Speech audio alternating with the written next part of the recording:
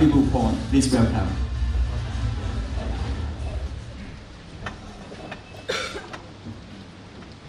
Thank you. Good morning, University Chairman, Rector, Vice Rectors, colleagues, the Program Committee, and my AQA assessors. For this session, we're going to present the preliminary findings of the programs that have been assessed over the past week.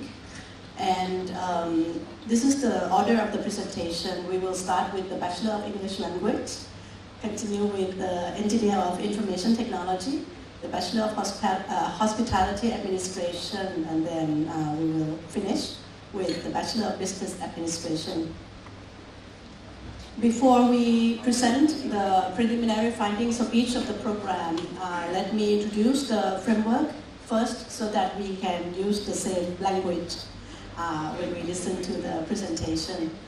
For this assessment, we're using the AQA framework version 4.0, and in this framework, there are altogether 8 criteria.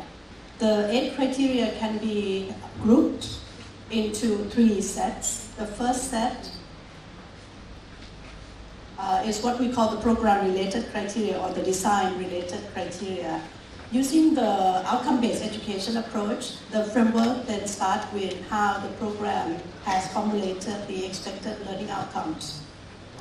Then from the expected learning outcomes at the program level and at the course level, we are interested in seeing how the program delivers the curriculum by designing the curriculum and also designing the courses, and see how we are using the teaching and learning activities as well as how the program is assessing the learning outcomes. So this is the first set of the criteria. The second set is what we call the resources-related criteria.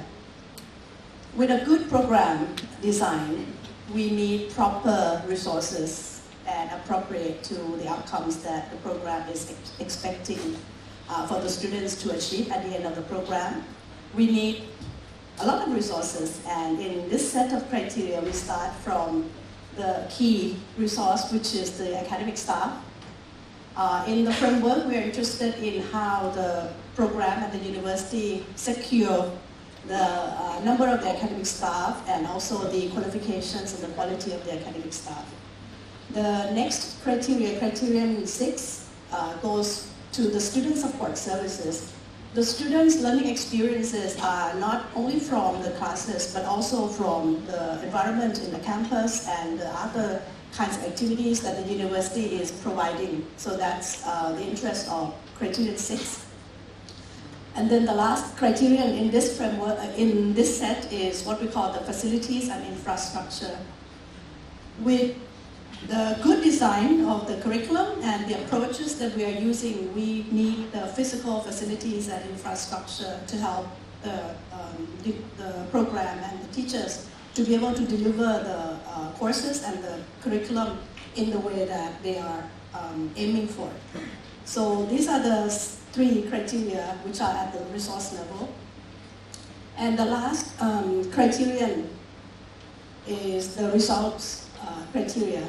We are interested in knowing how the program at the university is collecting the data related to the curriculum and the students, and how the program is using the data for continual improvement purposes. So these are the 8 criteria that we use in this framework for this assessment.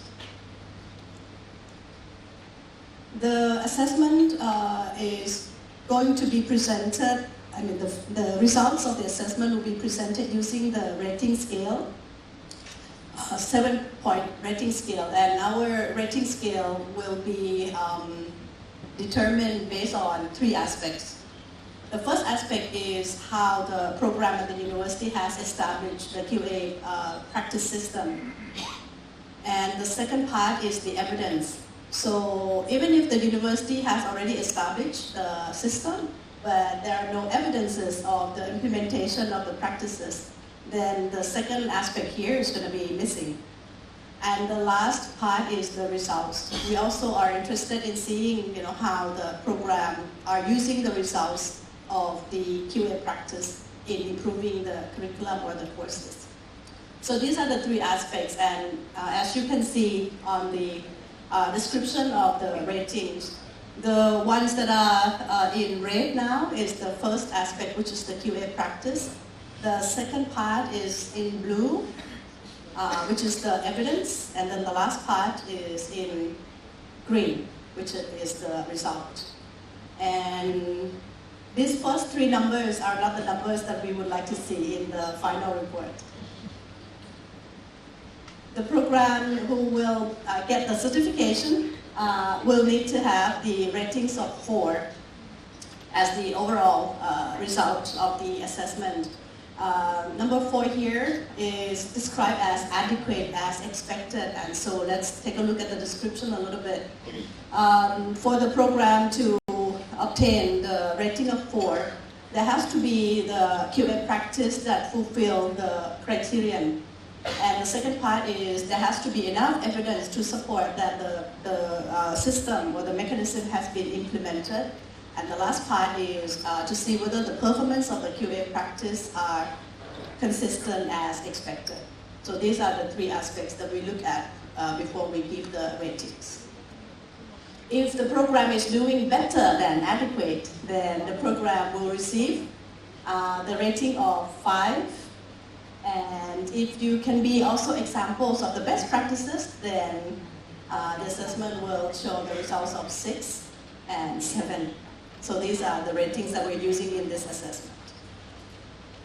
So to start with the Bachelor of English Language program, on behalf of the AUNQA team, we would like to express our sincere appreciation of all the work that you have been doing in preparing for this assessment.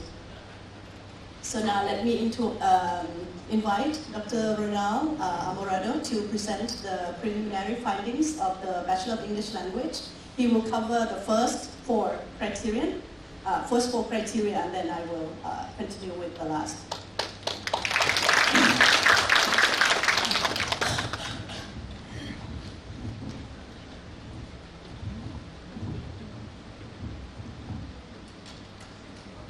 Good morning. I am tasked to present the program criteria, the first 4 criteria for the Bachelor of the English Language. First and foremost, I'd like to extend our gratitude to all of the academic staff, the SAR team, the alumni, the students, employers of the program. We are very impressed. They are very, very active. The students so love the program and the teachers. So I'd like to recognize and give affirmation for that. For the program criteria, we identified and we will present to you some of the major, the salient points of the strengths and some areas for improvement. We acknowledge that there is an established existing ELO system from the program level outcomes down to the course level outcomes, and are all based on the Bloom's taxonomy and are also properly matched. So we'd like to acknowledge that system. The latest set of the program learning outcomes are structured with corresponding performance indicators for a better measurement and attainment. The PIs per PLO is a good practice actually. The program is also able to show proper alignment of the PLOs with the university's vision and mission. Okay, so it responds, able to respond to the needs, to the direction of the university. There's also a good mix of various teaching and learning activities or TLAs. It's a very good practice that the students even love them, the simulation, the demonstration, the role play, so on and so forth. So it's very, very evident in the sharing of the students. Some more strengths. The program is designed, integrates experiences from courses, from internships, and research. And basically, it shows adequacy of instructional and assessment standards and procedures for progression and completion. Very clear in the program structure. There's also clear mapping between the program learning outcomes to the course level outcomes, the teaching and learning, and even up to the level of assessment. And the program also is very strong in communicating information about the curriculum, especially on the website, the program website. I would like to affirm that you have a very good platform for disseminating your information about the program. Your stakeholders they really go to your website for that.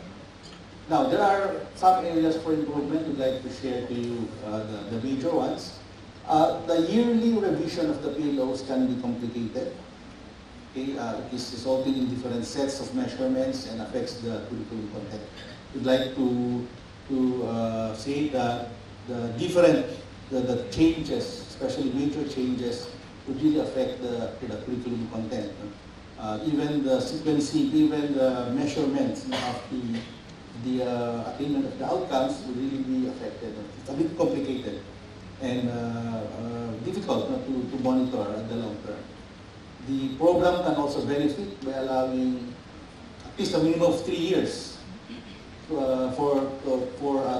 implement continuous quality improvements or CQI cycles of a PLO implementation before revision. Okay, the industry feedback can just be part of the assessment and evaluation plan.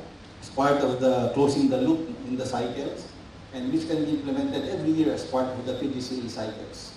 Okay, the changes can be part of the evaluation of the program.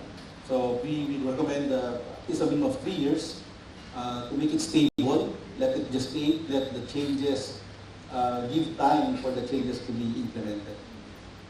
The program can also benefit from the proper alignment of the IRMA or IRMA with the Bloom's taxonomy, as well as to the Vietnam Qualification Framework and the UDA Vision and Mission Statement. Okay, we understand that there's a Bloom's taxonomy, we acknowledge that, but we also understand that there's also IRMA, but we need to establish the relationship of the two, how they are properly matched and aligned.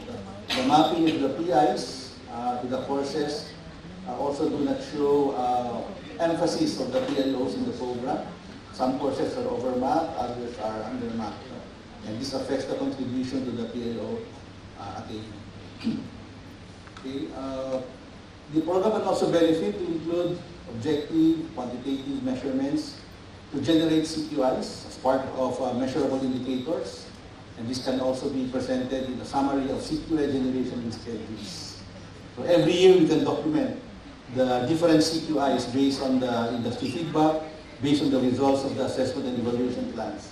And we can list down the different CQI cycle per cycle, okay, as we go into the revisions after a cycle. The program also provides for specialization and the choice of research in courses, no? But each specialization needs to better align with the PLOs. There are 4 specializations apart from the professional competencies, and better if this is shown to be properly aligned the different specializations also. And the use of technology is very important in the program delivery, especially in the interpretation and the translation foundations as part of the teaching and learning activities. Also part of the facilities later on.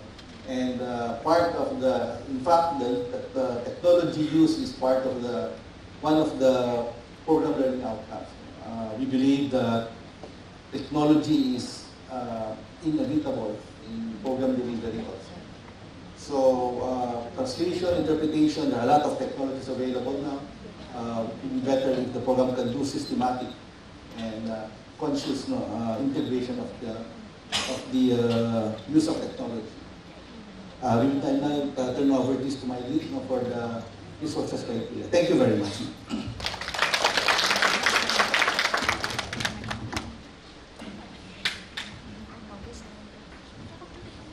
So the next part will be about the comments on the resources. For the English language program, the strengths that we have seen or observed in this assessment start with the academic staff. The students and alumni really appreciate, how the academic staff or the teachers are approachable and very supportive. Even the alumni after graduation, they still said that they want to come back because they want to talk with the teachers. The second strength that we like to highlight in this presentation is how the program of the universities have already determined the competencies of each of the academic staff, and the competencies are communicated and also evaluated regularly. So these are our academic staff of the English language program.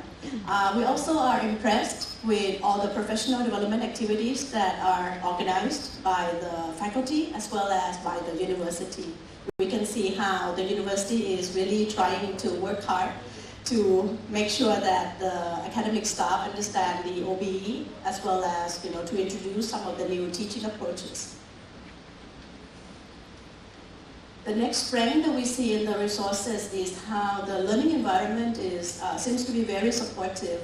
The academic staff also seems to be a very friendly group. They work together very well, right? And so, in terms of the work culture, we can observe that they are happy to be here at Del Mar. The program also has a very nice set of partners. We can see how the faculties have very strong partnership with the industry. From talking with the employers yesterday, we see how they are really cooperating with the program and would like to do more if the program needs their support. And this strong partnership then allows the students to have the opportunities to do industry visit.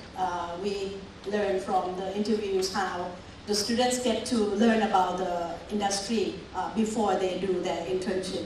So these are things that we see as the very supportive environment for the students, especially employability.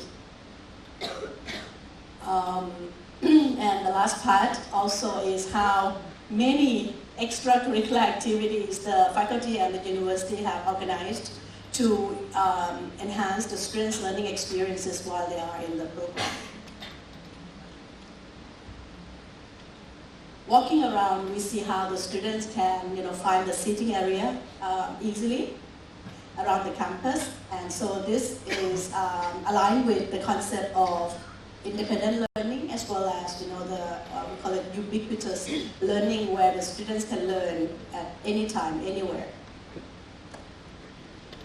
However, we'd like to get your attention into improving some of the areas in terms of the resources. The first area for improvement we'd like to highlight is how we would like the program to consider the long-term planning on increasing the number of the PhDs and also the academic promotion of the academic staff in the program. We also have seen from the data that the program relies heavily on the outside academic staff. If we look at the number, not sure how we use this. Okay, you can see, I guess I cannot see the light. If we look at the data in 2024, right, the number of the full-time is only 22.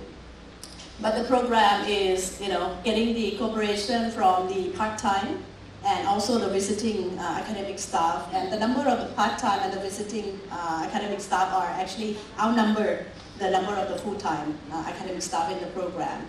And with this kind of number, we are concerned about the sustainability of the program.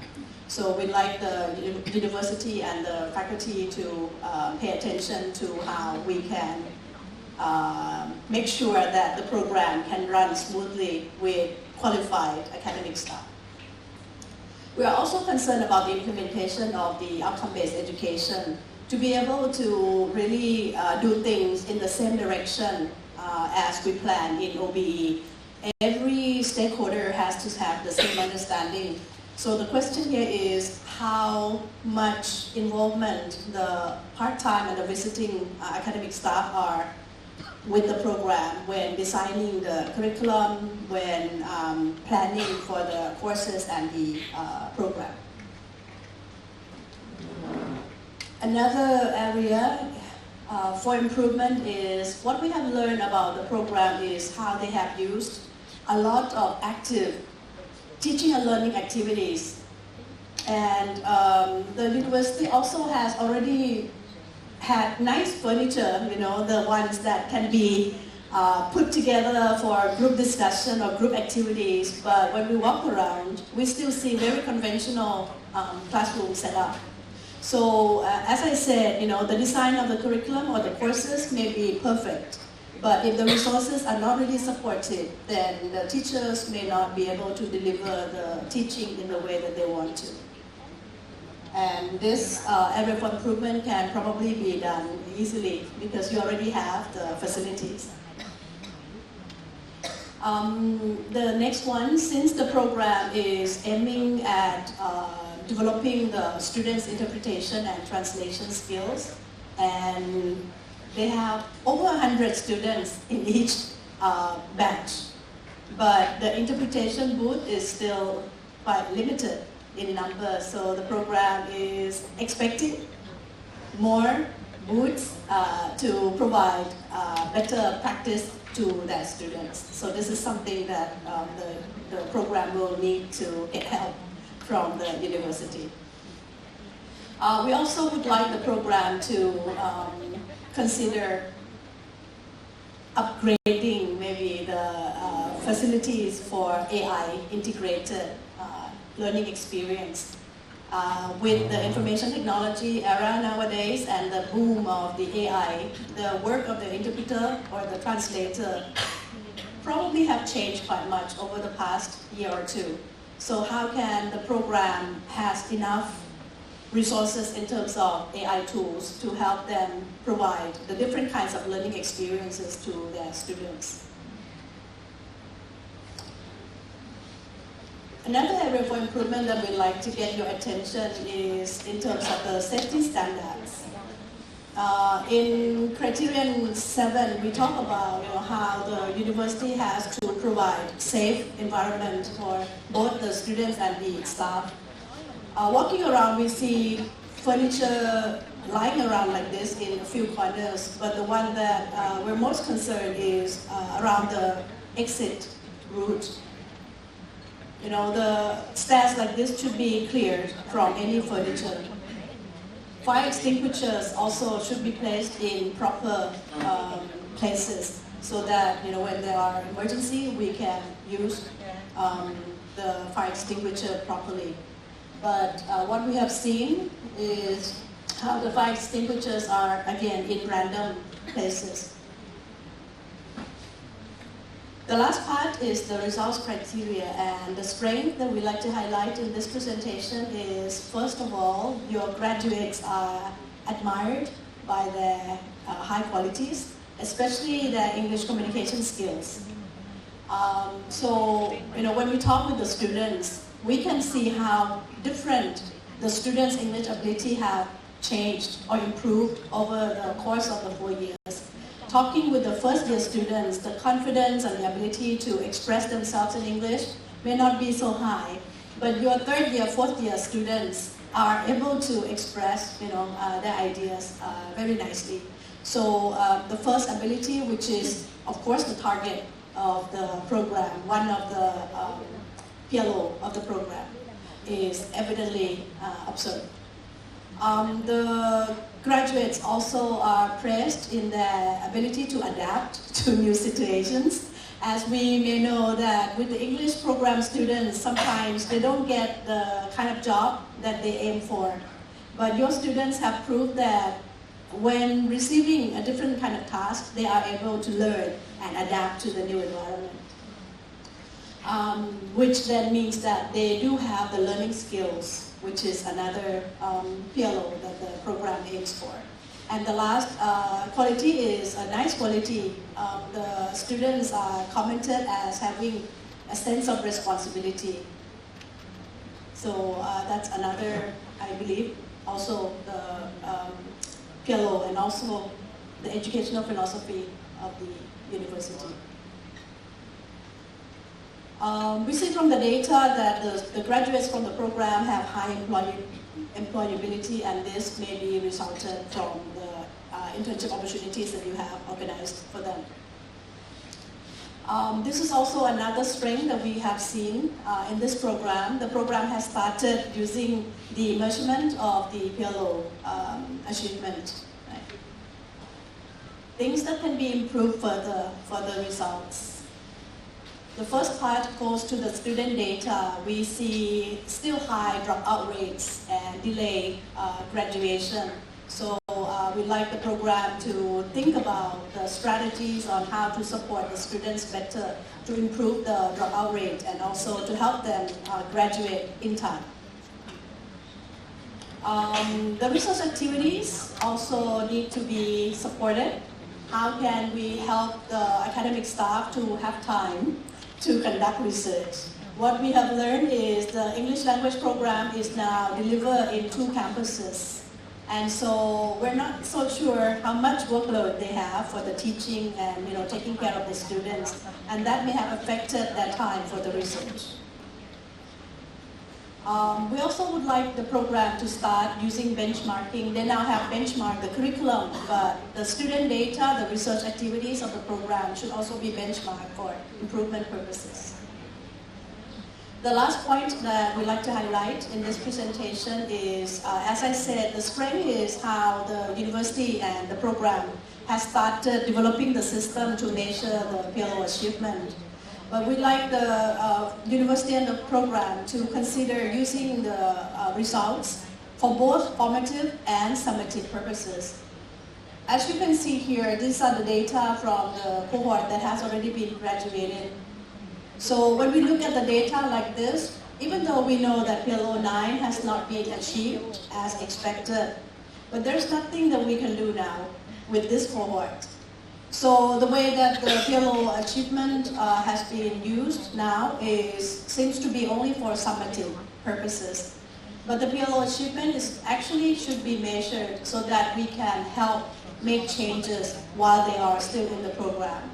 Because the idea for outcome-based education is that by the end of the completion, everyone has to achieve every PLO. So, to this end, these are the signs that we see in our lunch and break room. I think the program at the university has already made a decision to join this journey of quality. And we have observed your small steps that have been repeatedly done. So we'd like to welcome you to the quality community. ขอบคุณค่ะ Ladies and gentlemen, the Assistant Professor Dr. Zhu Taras.